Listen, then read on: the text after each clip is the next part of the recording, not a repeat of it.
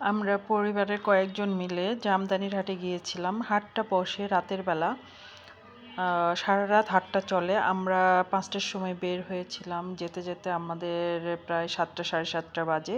Already তখন যারা হাটে আসে তাঁতিরা সরাসরি কাপড় মানে হাটে মাটিতে কাপড় বিছায় শাড়িগুলো মানে সেল করে, আর পাইকারিরাই বেশি ওখানে। পাইকারিদের ভিড় দেখলাম, কিন্তু আমরা যখন 7টা সাড়ে 7টায় যাই তখন প্রায় ওরা উঠে যাচ্ছে।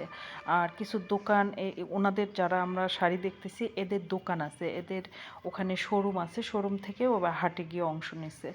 আর যারা তাঁতি তারা উঠে যাচ্ছিল সেই সময়টা, যদিও কয়েকটা তাঁতিকে পেয়েছি, বাট ওনারা কথা শুনতে মানে অত বেশি মানে দিচ্ছিল না, গুরুত্ব দিচ্ছিল না।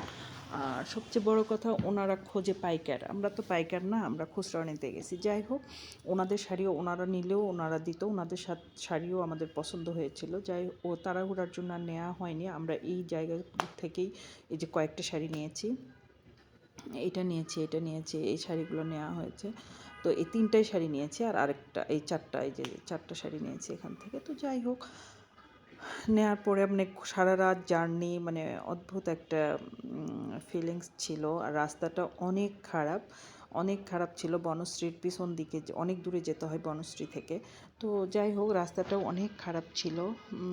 গেলাম, শাড়িগুলো মোটামুটি ভালো হয়েছে, অনেক কোয়ালিটি ছিল। আর ওখান থেকে আমরা রাস্তায় আসার সময় মেরাদিয়া হাট, খালি নাম শুনছিলাম, আমি কখনোই মানে ওইদিকে আমাদের যাওয়া হয় না।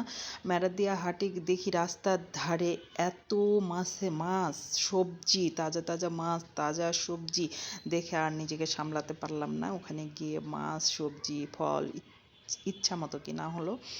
তারপরে এসে রান্না রান্না মানে একদম রুই মাছ, চিংড়ি মাছ, তারপরে আরও সব কী যেন মাছ কিনা হয়েছে। যাই হোক, রুই মাছ আর চিংড়ি মাছ আসার সাথে সাথে রান্না করা হলো, সবাই মিলে খাওয়া হলো ক্লান্ত শরীর নিয়ে।